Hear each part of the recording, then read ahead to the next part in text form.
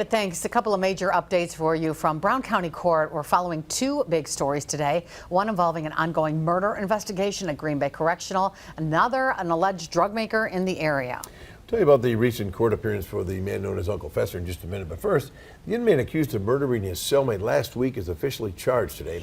Brittany Schmidt joins now in studio with what we've learned. Brittany. Bill and Cammy, 24-year-old Jackson Vogel has not made his first court appearance yet, but the district attorney's office is charging him with first-degree intentional homicide with hate crime enhancers. A 4-page criminal complaint went into graphic detail about the crime and why prosecutors say this murder was a hate crime against 19-year-old Micah Laureano.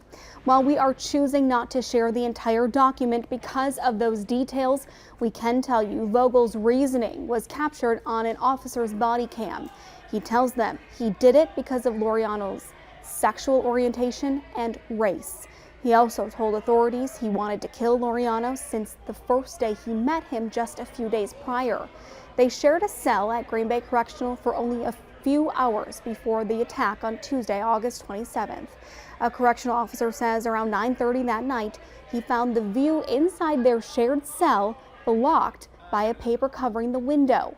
When Vogel moved the paper, the officer could see Laureano. He had been strangled. The officer says Vogel admitted to knocking Laureano out before killing him.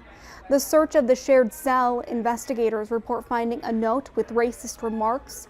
Vogel remains in restricted custody at this time.